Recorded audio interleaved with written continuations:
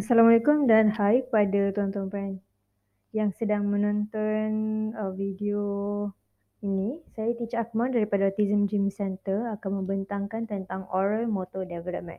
Sebelum saya teruskan pembentangan, suka untuk saya terangkan kenapa kita perlu memahami Oral Motor Development anak-anak kita.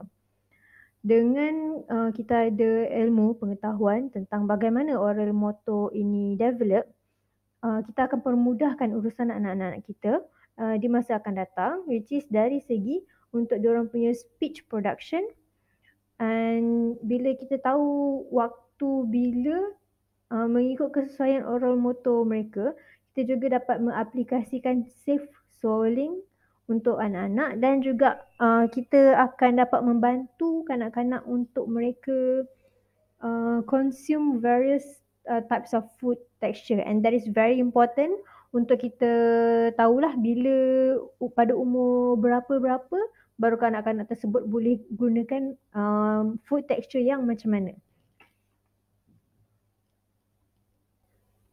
Saya akan teruskan kita punya video dengan oral motor development yang pertama sekali, which is coordination of sucking, swallowing and breathing.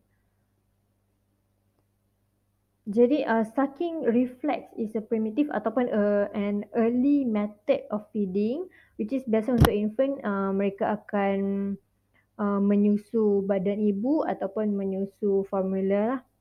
For the first 8 to 10 months old. Jadi sucking ni dia boleh jadi nutritif ataupun non-nutritif. Jadi untuk nutritif, mereka mendapat nutrisi daripada sucking adalah dengan sucking milk lah most of the time. And for non-nutritive is from yang diorang tidak mempunyai nutrisi, for instance like pacifier. Jadi untuk tuan-puan yang mungkin tertanya-tanya apa pentingnya giving kids pacifier, not just untuk make them to keep quiet, because some people like do that. Actually pacifier ni very good untuk infants because they encourage the infant untuk diorang punya action of suckling lah. Dia akan membantu sebab kanak-kanak ni diorang masih belum mahir untuk menghisap. Jadi diorang dengan memberikan pacifier ni, kita akan membantu mereka untuk mereka mula aware on how to sucking. Tapi make sure kita bagi pacifier ni very limited to bedtime, and biasanya kita akan limitkan dia, meaning bagi dia semakin kurang by the age of 9 months, and kita sepatutnya stop untuk bagi pacifier by the age of 18 months, which is 1 tahun 6 bulan. Untuk infant yang premature, biasanya yang lahir umur dia 33 minggu ataupun kurang, kita akan feed dia menggunakan nasogastric tube ataupun NG tube, because they cannot consume any milk from their mouth lah. So kita akan bagi dia nutrisi, which is biasa kita akan feed dia formula menggunakan tube NG. Untuk parent yang mungkin tertanya-tanya kenapa kadang-kadang saya ada mention sucking, kenapa saya ada mention suckling. Terdapat perbezaan antara dua term ini. Untuk suckling, dia sebenarnya satu reflex. It's an instant reflex from the infant to feeding lah. Jadi dia akan menggerakkan dia punya lidah back and forth, tapi dia punya jaw tu dia ada open and close. And biasanya during suckling period, which is 1 month of age, infant ini akan suck with 1 suck per swallow, which is very limited lah, because they baru learn on how to sucking. And then pada umur 4 bulan, lidah mereka, diorang punya oral motor start to mature a bit, so diorang get to sucking. And diorang punya sucking tu, diorang able to suck 20 sucking, and then diorang akan swallow before diorang pausing the sucking. sudah tentu selepas mereka sudah mula terbiasa dengan menyusu badan ibu, badan mereka sudah membesar dan memerlukan nutrisi daripada pelbagai lagi makanan yang lain yang mempunyai different texture.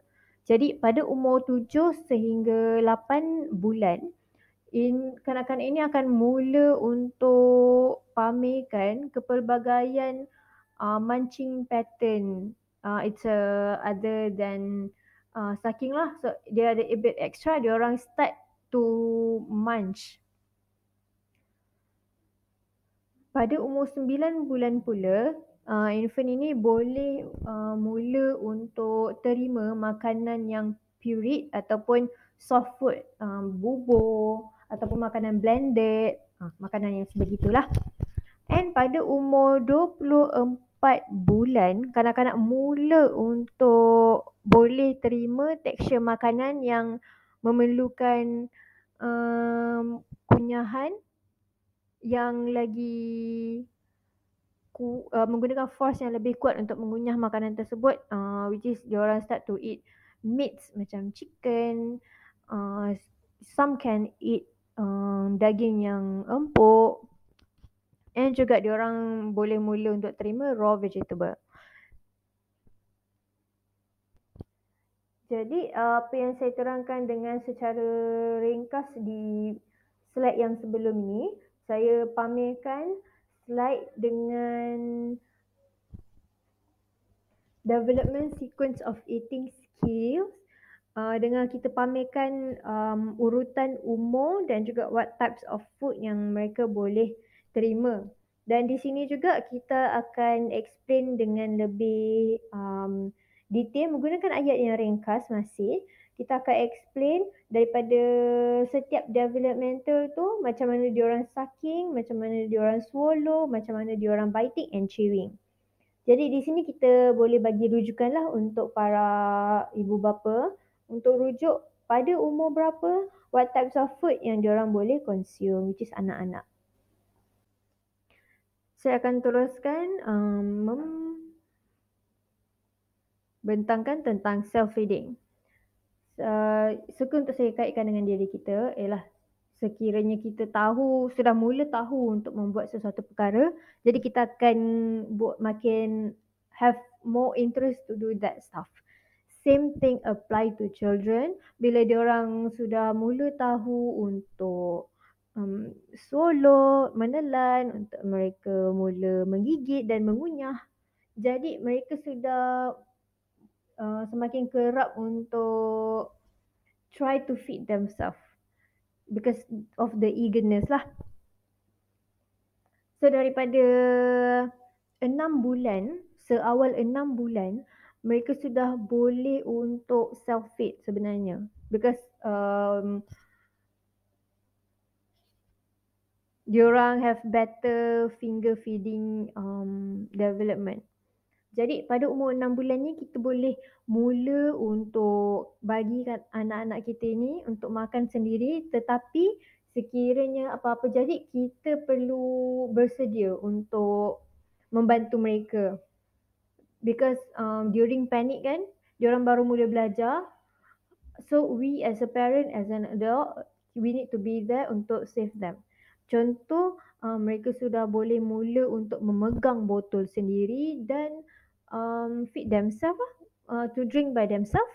But if anything happen, macam mereka sudah mula to choke, we as a parent kena ni lah, take the bottle away from them immediately.